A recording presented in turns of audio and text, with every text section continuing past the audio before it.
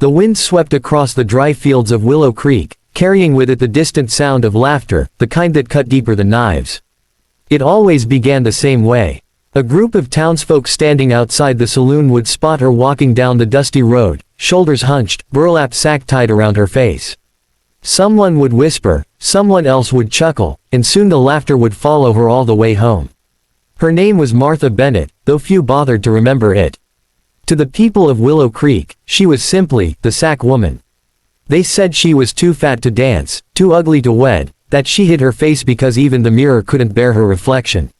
Martha never corrected them. She'd learned long ago that silence hurt less than mockery. She lived alone at the edge of town in a small, weather-beaten cabin, where the floorboards creaked louder than her voice ever did. Every morning, she fed her chickens and hauled water from the well. Every evening, she sat by the window, watching the sun sink behind the hills, the same hills she once dreamed of running across as a carefree girl. But the world had taught her that dreams were not for everyone. When her mother died, Martha was 16 and already the subject of gossip. Her size, her shyness, her habit of wearing her late mother's dresses made her an easy target. After her father's death, the whispers turned into cruelty. Boys threw stones, women sneered, and children called her names that still echoed in her sleep. The sack was her armor, the only thing that made her invisible enough to survive. That autumn, the town was alive with excitement for the harvest dance, an annual event that brought laughter, music, and romance to every heart, except Martha's. She'd never attended. She'd watch from her window as lanterns flickered in the distance and the faint notes of a fiddle drifted through the night air. Each year, she promised herself she'd go, and each year, she stayed home, clutching her shawl like a shield. But that year was different.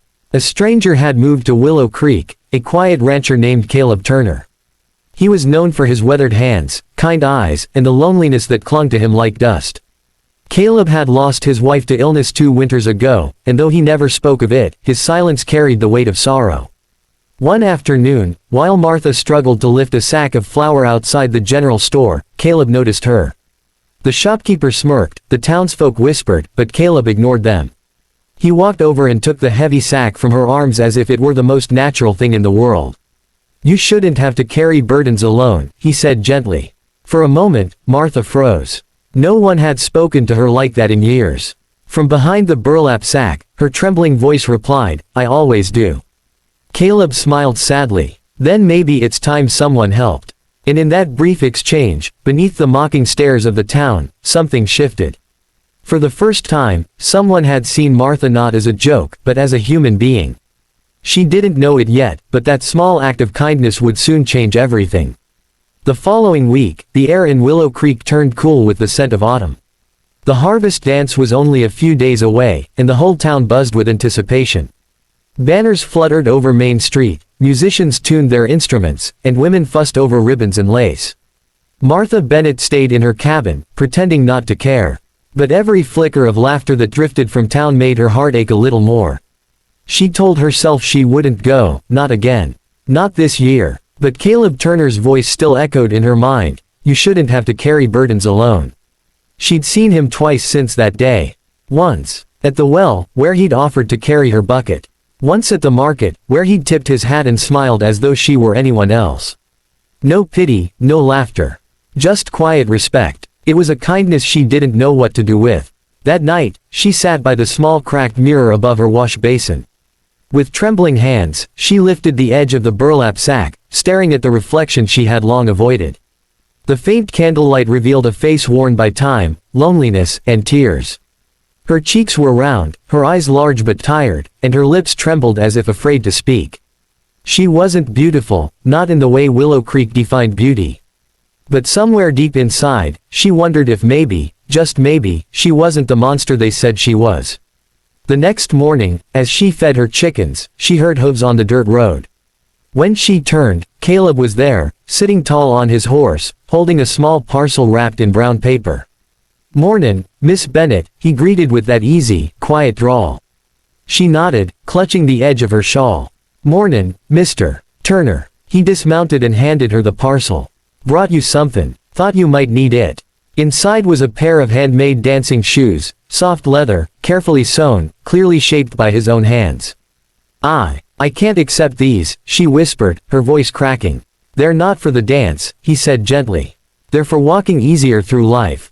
But if you decide to go, well, they might fit the occasion."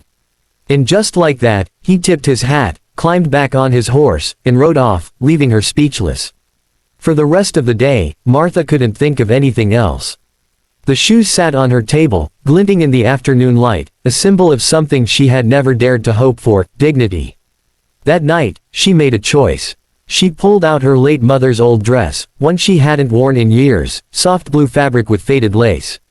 She mended its tears, brushed her hair until it shone, and placed the new shoes beside her bed.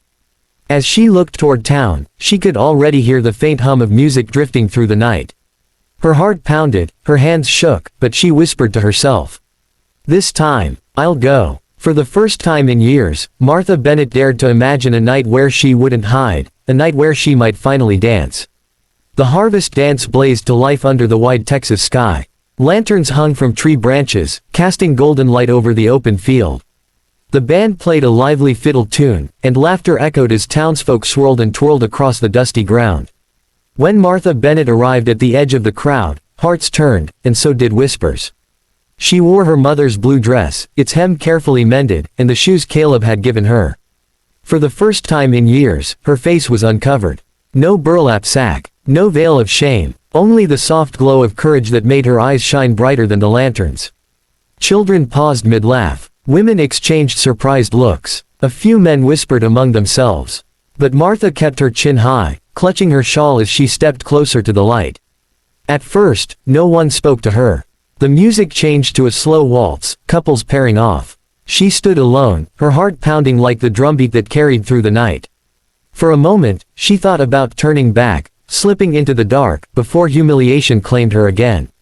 And then Caleb Turner appeared. He walked through the crowd with quiet confidence, his boots stirring the dust, his gaze fixed only on her. When he reached her, he gave a small bow, the kind of respectful gesture meant for ladies at grand halls, not for forgotten women on the edge of town. "Miss Bennett," he said softly, "would you grant me this dance?" The crowd hushed. The fiddler slowed his tune. Every eye was on them. Martha's lips trembled. "You don't have to." "I know," he said. "But I want to." Her hand shook as he took it, warm and steady. Caleb led her onto the dance floor, and the music swelled. They began to move, slowly at first, then with rhythm and grace. Her steps were hesitant, uncertain, but Caleb's steady lead gave her courage. The crowd, once frozen in shock, began to soften. Somewhere among the whispers came applause, a single clap, then another, until the air filled with the sound of hands meeting in rhythm. For the first time in her life, Martha smiled, really smiled. Her laughter, quiet but true, mixed with the melody. Her cheeks flushed with warmth, and her fears melted away under the lantern light. The years of ridicule, the cruel words, the loneliness, they all faded, swept away by the simple act of kindness from one man who saw her as she truly was. When the song ended, Caleb didn't let go. He looked into her tearful eyes and said, "Now they see what I've seen all along, a woman with the heart of gold and the courage of 10 men." She blinked, her throat tight with emotion. "You don't mean that." "I do," he replied. "And I reckon it's about time you did too." The townsfolk, once cold and judgmental, began to smile, nodding their quiet approval. For the first time, they saw Martha not as a joke, but as a lady. And as the next tune began, Caleb whispered, "Let's give him something to talk about." Martha laughed, a sound as bright as starlight, and together, they danced again, free beneath the vast western sky. The night after the harvest dance lingered in Martha's mind like a sweet dream she didn't want to wake from. The applause, the light, the warmth of Caleb's hand, everything had felt unreal, like a fairy tale spun from the dust of her long-forgotten hopes. But dawn came, and with it, doubt. As she fed the hens behind her small cabin, Martha couldn't shake the voice of her past, the cruel laughter of townsfolk, the whispers calling her, the ugly Bennett girl, the one who hides behind a sack. She told herself not to hope, not to believe that one kind evening could change anything. That's when she heard the sound of hoofbeats approaching. She turned, squinting against the morning sun. Caleb rode toward her, his horse slowing as he neared the fence. He dismounted and tipped his hat, that familiar gentle smile softening his rugged face. "Mornin', Miss Bennett," he greeted. "Mr. Turner," she replied, her voice a little shaky. "You should have stayed in town. They're probably all talkin' about us already." He chuckled. Let him talk. Folks in this town need something worth talking about, and you gave him that last night. Martha looked down, brushing dirt from her apron. I didn't give him nothing. You did, by asking me to dance. No, Caleb said, stepping closer. I just held out a hand. You're the one who took it. She blinked, her breath catching as he reached into his coat pocket and pulled out a small wooden box. I've been alone a long time, Martha, he said, voice low and sincere. This land gets cold at night, and so does a man's heart when there's no one to share it with. But you brought warmth back to it. He opened the box. Inside lay a simple silver ring, no jewel, no fancy design, just honest craftsmanship, polished by care. Martha's hand flew to her mouth. Caleb, you can't mean. I mean every word, he interrupted gently. You're the bravest woman I've ever met. You faced a town that tried to break you and still stood proud. I don't want a perfect woman, Martha. I want a real one, and that's you. Tears welled in her eyes as he knelt, the dust swirling around them. The chickens clucked nearby, and the prairie wind carried the faint scent of sage. Martha Bennett, he said softly, would you make this old cowboy's heart a home? For a long moment, she couldn't speak. The world seemed to go quiet, even the wind paused. Then she nodded, tears rolling down her cheeks, a smile breaking through like sunrise after a storm. Yes, Caleb, she whispered. I will. He slipped the ring onto her finger, his hand trembling slightly. She laughed through her tears as he stood, pulling her into his arms. The same townsfolk who once mocked her now came to the wedding, curious, maybe even remorseful. They saw Martha in her white dress, radiant, unashamed, her veil made of lace instead of burlap. When she danced again that night, it wasn't to prove anything. It was to celebrate everything she had become, strong, loved, and finally free. And as the stars shimmered above the Texas plains, Martha Bennett Turner whispered to her husband, you saw me before anyone else did. Caleb smiled and kissed her forehead. Darling, he said, you were always worth seeing.